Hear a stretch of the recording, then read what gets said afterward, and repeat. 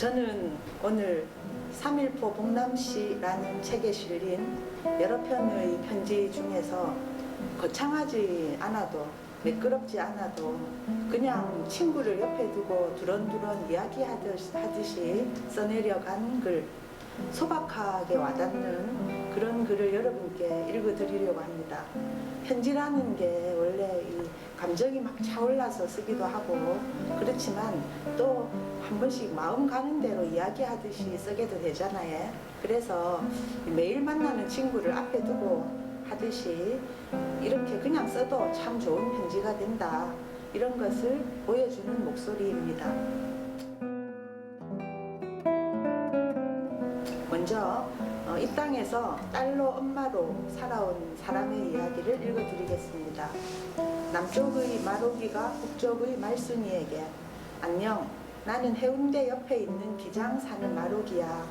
언니가 셋, 오빠가 한 명, 넷째 딸 막내야. 너도 이름을 보니 딸부잣집이 분명할 것 같네. 나는 평범한 아줌마야. 얼마 전 수해 때문에 지붕 위에서 이틀 동안 물 한 모금, 먹이 한 줌 먹지 못하고 버티던 소가 사람들에게 구조되어서 예쁜 쌍둥이 송아지를 낳았다고 하더라고. 옛날 우리 집에도 소가 있었지. 크다란 외양간 앞쪽에는 국물도 떼고 새죽도 끓이는 가마솥도 있었어.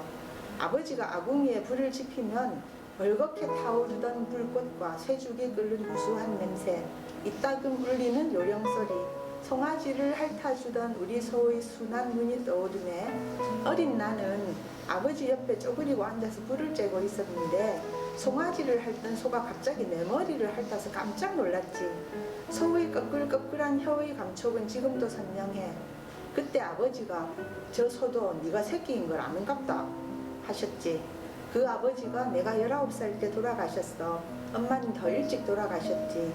사랑 총량의 법칙으로 짧지만 강렬한 사랑을 주셨어.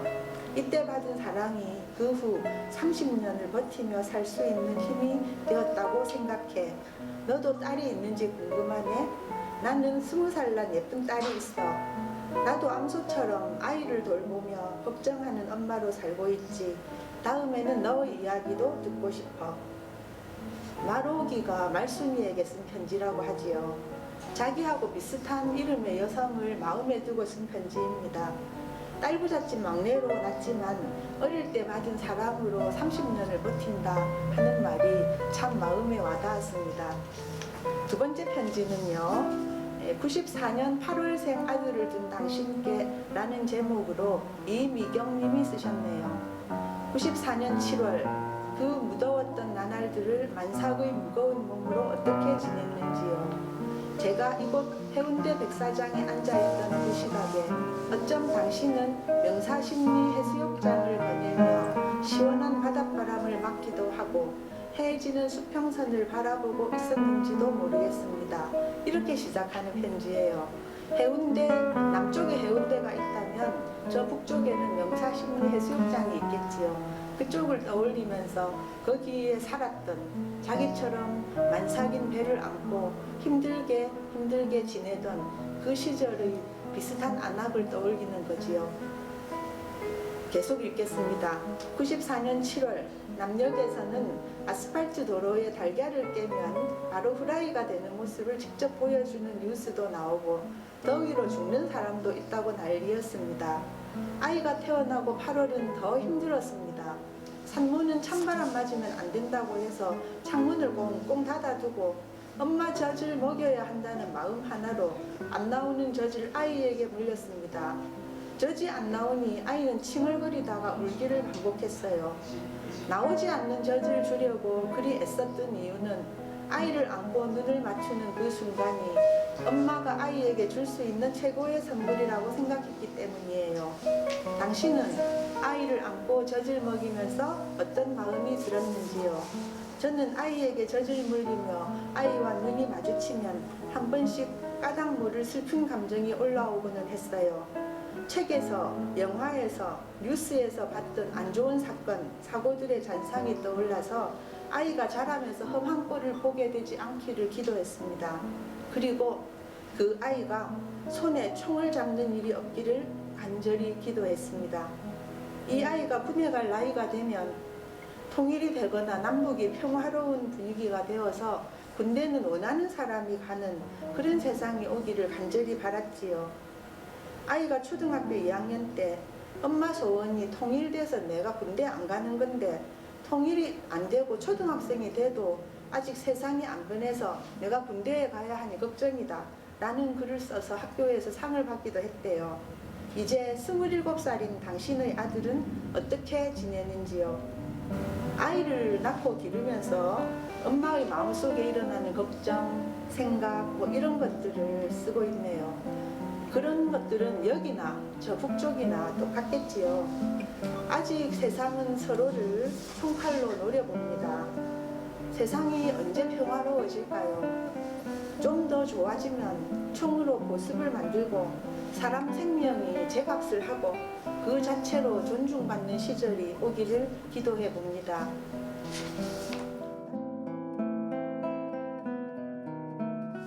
다음은 이 건강이나 노후, 그 이후에 대한 생각이나 고민을 담은 글들이 많았어요.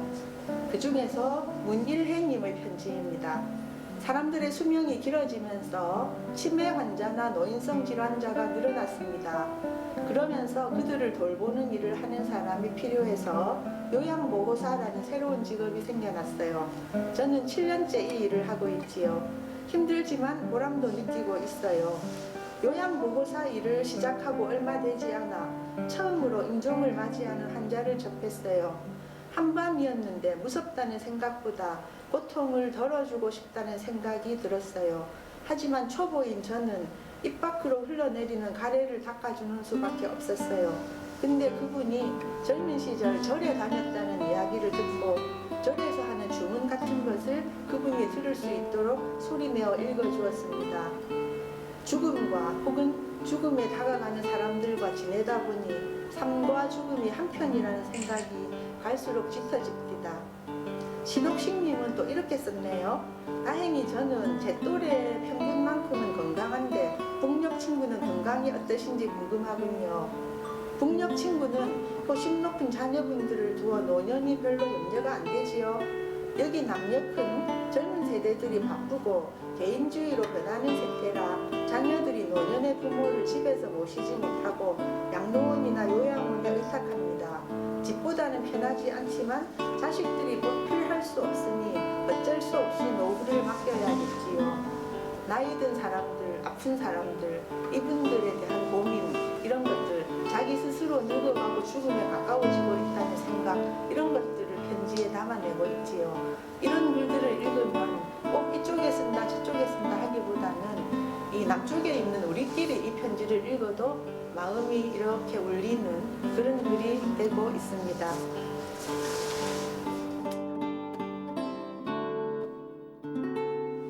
다음은 직장인들이 쓴 편지예요. 출근하고 퇴근하는 삶이 좀 고달프잖아요. 그런 것들을 또 이렇게 조곤조곤 편지에 담아내고 있습니다.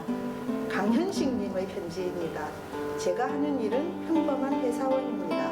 아침에 눈 비비고 일어나 출근해서 종일 열심히 일하고 저녁이면 퇴근길에 회사 동료나 친구들과 가끔 술 한잔 하는 것을 낙으로 여깁니다. 일에 지치거나 사는 일이 고달파 힘들 때는 불어 술 한 잔 건수를 찾아 두루두루 살피기도 합니다. 하지만 보통은 집으로 바로 들어와서 잠시 텔레비전 보며 쉬다가 잠드는 아주 평범한 삶을 살지요. 한 가지 특이한 것은 아침 출근길에는 오늘은 피곤하니 퇴근 후 바로 집으로 돌아와서 푹 쉬어야지 하고 마음을 먹는데 퇴근 시간만 되면 몸도 마음도 편안해지면서 생기가 돕니다. 참 희한하지요. 이때를 저는 술시, 술 마시고 싶은 시간이란 뜻이에요. 술시라고 합니다. 쥐처럼 밤만 되면 활동적으로 변하니 참 이상한 신체 현상입니다. 북녘 친구는 어떤 일을 하시는 분일까?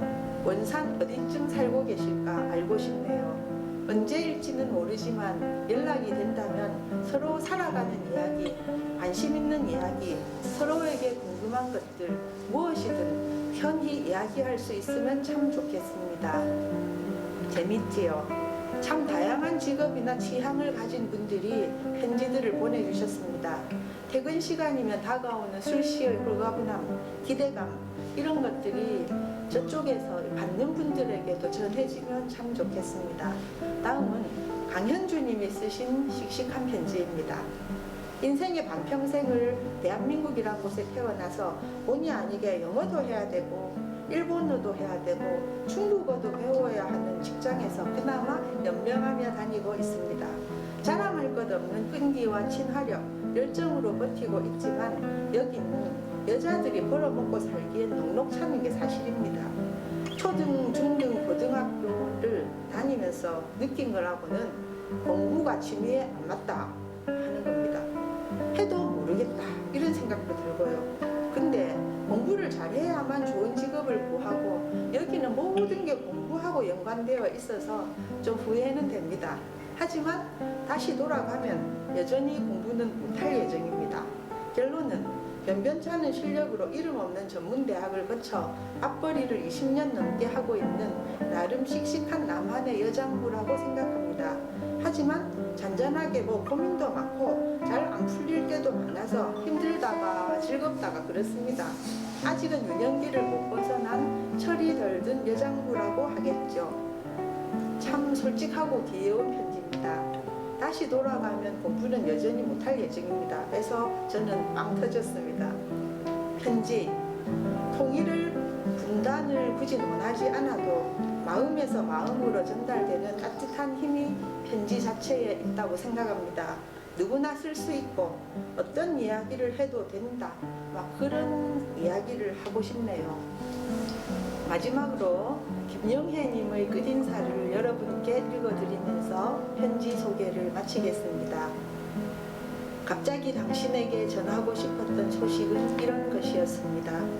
살아가다 보니 뭐든 참을 수가 없어서 말로 풀어야 할 때가 있는데 지금 제가 이렇게 당신에게 털어놓고 있습니다. 당신은 잘 지내시는가요? 시간이 나신다면 답장을 기대해 볼 수 있을까요? 얼굴도 모르지만 혹시 모르잖아요. 내 삶이 당신의 삶에 큰 위로가 될지, 또한 당신의 삶이 나에게 위로가 될지, 그래서 우리가 서로 기억하고픈 사이가 될지.